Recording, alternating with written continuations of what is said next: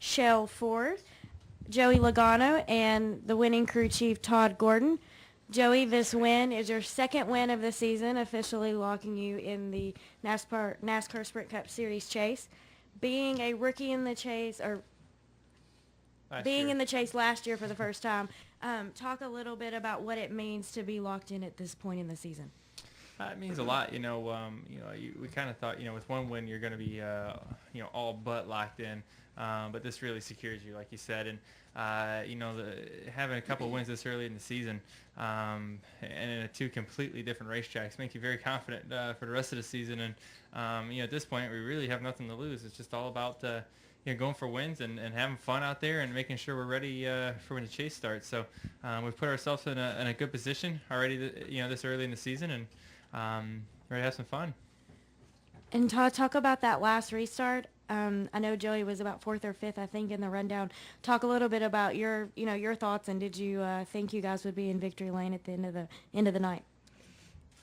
Yeah, I thought we had a good shot at it. Honestly, if you looked at it on any of the restarts that were leading up to that, we would we would typically. I mean, we had taken a lead a couple different restarts earlier, and we'd run about 20-25 laps before we'd lose a little front turn. So 25 to go when that last caution came out. I felt pretty good about our opportunity there. I thought Matt drove a heck of a race, and but he kind of checked us up on that on the second to last restart, and we lost some spots. And actually, I think it helped us out because it got him mad, and he drives really well when he's mad, and got us in the outside groove. And got to thank Brad because Brad really went up there and raced his guts out to get around the 24 and get to Matt. And I mean, Joey does a really good job closing. I think that's one thing that's impressed me most in the last year and a little bit. So I knew we had a shot at it. It just it all kind of lined up for us. All right. We'll go ahead and take questions for Joey or Todd. Do we have any questions downstairs or up in the press box to kick us off? Okay, we'll go to the press box for our first question. Jeff Gluck from USA Today. Joey, I guess there's been a lot of reasons why there's been good finishes, but there have been a lot of them this year. Obviously, there's some cautions that set them up sometimes, but it seems like every week there's some exciting close finish. Why do you think that is? What do you think's going on, and what's different this year? Well, I think you see the race cars. Obviously, those are the big difference from last year. Obviously, but I think just a lot of times just the way these races have been coming down to these cautions at the end, it makes it so crazy. And I felt like in that long run before the last the last couple cautions there, we started losing our track position. I was like, man, I need to really hold off these guys the best I can because it's going to be my only shot when the late race caution comes out, because I was really thinking there was going to be another one, really because I felt like the tire, someone was going to blow one out before the end of the race, and there'll be a caution for that reason, and that's what happened. And at that point, like Todd said, that's my opportunity, and I didn't have a very good restart, and then I was pretty mad about it, and then after that I had a decent restart, but the 88 didn't have the best one in front of me, and and then I was watching them all race in front of me, and I was like, okay, well, here's my shot. And the 2 car was really, really fast up top, and he was really good on restarts all night, and the 20 realized it, and the 20 was blocking him, and eventually I kind of seized parted because I got all the air on the nose while they're both up there racing each other, and I was just able to turn underneath them and pass both of them in one shot. So it worked out pretty good for me. All right. Do we have any questions for Joey downstairs? Okay, let's get a mic to Jim Utter, please, and then Mike. No. Jim Utter, Charlotte Observer. This is actually for both of you. 1 year or less than probably 6 months ago, you were battling down to the wire to make the chase for the very first time. Now, less than 6 months later, you're in a position where you're basically guaranteed a shot to compete for the championship. Could you just, both of you, talk a little bit about how much your team and your combination has come in a very short period of time? I think you got a notebook now, and I think Todd really understands what I need in a race car and what we got to do, and what we need to go fast. And really, you look at Darlington was our worst race of the year, really, to be honest with you. And we were still a very good car. We led a lot of laps. But that was the one racetrack that we really didn't have any notes to go off of. This, as we come to these racetracks over and over again, we got something to build off of. We know what we fought last time, and we're able to overcome it. If you look at the fall race here last year, we were really bad, and we were going down laps, and to come back the year later, or not even 6 months later, and you're up here battling for wins, and you get a win. That's I feel like we've got to know each other. We know what each other's like and what we need in a race car, and our team's just building off of that. And obviously Team Penske's putting together great race cars, and we're capitalizing on it. If we can get A lot of the same pieces there. I think the biggest part is that when you come back to, I think if you look at last year, the first half of the year when we went to racetracks for the first time, we were decent, but we weren't at the level we were at the second half of the season. I thought when we turned down the second half of the season, we got an opportunity to come back to Michigan. We won, sat on the pole and won, but had a really good race car the first time, but we had the notebook to build off of, and we came back to it. So we continue.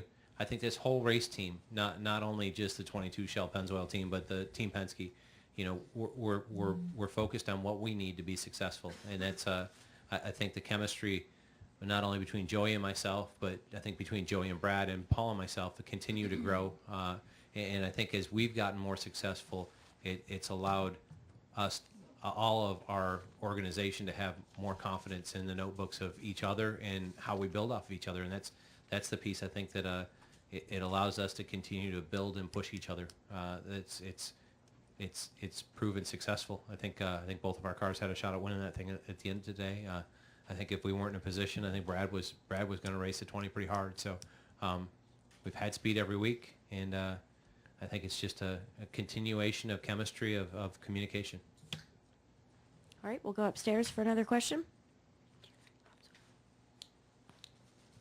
Hey, Joey, it's Hank Kurz with AP. 9 laps to go. It seems crazy to talk about patience, but you're surrounded by former champions. You're obviously looking for something to dart through. How much do you kind of have to measure yourself and make sure you make the right move and see the move that's available when it is, just to make it work? Anytime you're down the end of the race, really there's no patience. It's wide open, and obviously I was able to see that in front of me. And I wanted to make sure I was close enough for when something happened, I was able to take advantage of it. And that's what I was able to do. Restarts, anything. It comes down to the end of the race. Patience are out the window. It's all about just go for it. And I think that's what the fans want. That's what you got this year. You got the new point system. Everyone just goes for wins. You got these late race cautions, and everyone's got the same attitude. Everyone's, the heck with it. If we crash, we crash. We're going for wins. All right, Mike, go ahead. Frontstretch.com. Joey, heard from a couple guys on pit lane after the race that even though this is a short track, that if they pulled in behind people going into one, they were losing the nose completely, probably because of the high speeds. Were you having that as well, where if you had a good run going on somebody but you got tucked in behind them, you were losing the nose? It was tough. It was really tough out there, and it's still a good race, even though we were really fighting air all night long. And my car is good enough that I was able to move up the racetrack and still kind of turn across cars and be able to pass them that way. But late in the run, when you got no tire grip, all you're relying on is air. And then even catching a lap car, like a few times, a car I'd catch from ways back, and I'd get to him and just stop. I'm stuck, and I can't get closer, and I gotta wait for him to, give me a half a lane, or sometimes even less, on the inside, just to get some air on the nose of the car, and then I can kind of hook the yellow line and at least get close enough to him to kind of take the air off his car, and then go from there. So it's an aero battle out there, just like it is any other place we go to, and that's what we deal with, and that's why you have to. The whole time you're racing someone, you're thinking about, okay, how can I put him in a bad spot? How can I get a little bit closer? What do I need to do to, because the typical stuff you learned growing up, as far as late model racing and stuff like that, and how you pass a car, it's completely different when you get to this level. When you're relying on air so much, you really got to learn to pass cars in a completely different way. All right, we'll go back upstairs for a question. Joey Chris Knight, Catchmats.com. Just curious, this is your 5th career Sprint Cup Series victory. Just wondering where this stands as far as your career goes, knowing the circumstances with the chase and all. Where this stands as far as all the other ones? Yeah. They're all great. I've never had a bad one before, and obviously coming to a racetrack that I don't feel like myself as a driver was very good at. And I told Todd after practice, actually while we were switching over to qualifying trim during practice, I said, this is the best car we've had in practice since Michigan, and I felt really good about that. I'm like, man, I think we could win this thing, and that's saying a lot at a place like this for me, and I had to make sure I back that up. But we talked this morning even, and I said, man, I feel a lot more confident about today going into the race if we were at a mile and a half or somewhere that we've proven ourselves and kind of know which way the track's going to go and know the adjustments we need to make to run well in the race.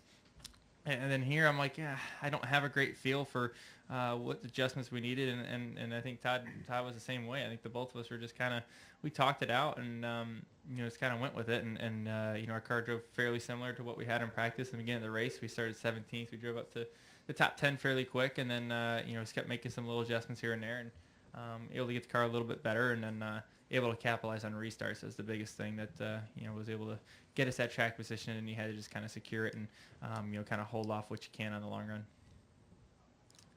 Any additional questions for Joey downstairs? Okay, if we can get a mic to Mike, please. This one's actually for Todd. Mike Neff from FrontStretch.com again. Todd, I noticed this morning when we came in at 8, whatever it was, for the K&N race, that if you looked at the track, there really was no noticeable amount of rubber on the track, even though they had run 250 laps on those tires with the Nationwide cars. Did that play any kind of a role in how aggressive or not aggressive you were with camber with these tires, knowing that they weren't really rubbering up the track? Yeah, we looked at the race last night, and I kind of dampened our thoughts on what happened there. The race starting at 10:30 or 10:40 or whatever it was last night, it was track temperature was really cold. And I think you had a similar situation last night to what we had at Martinsville earlier this year, where it was so cold that the track would never take rubber. The track surface has got to get hot enough that the rubber will actually get into it. So, I watched the Nationwide race last night, and obviously with the 22 Nationwide car and Blaney driving it, we kind of had some ins on what was going on. We had calmed ourselves down on camber throughout practice, and really didn't see. We found balance with it. So we had already worked our way kind of conservatively. I won't say overly conservatively because we showed cords about every run today, but we showed a little, not a lot.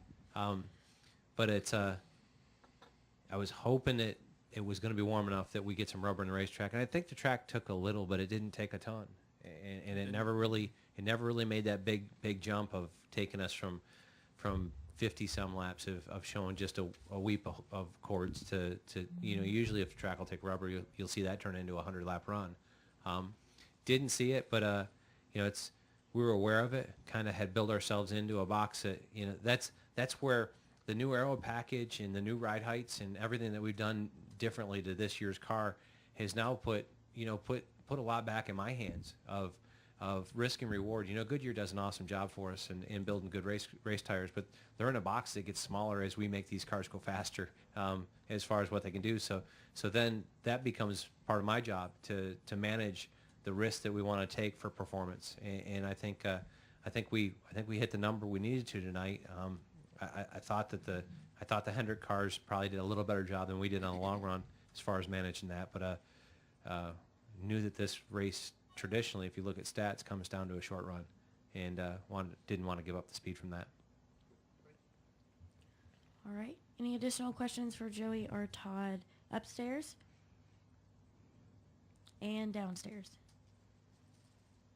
All right. Congratulations, guys, again. And thought the racetrack had something for you, but maybe they'll give it to you. Oh. You're good. Cool. Oh, cool. Oh, that's awesome. Heck yeah. Check that out. I'm not much of a football player, but that's pretty cool. It's awesome, huh? Yeah. Cool. Pretty Thank you. awesome. All right. Thanks, guys. Appreciate it.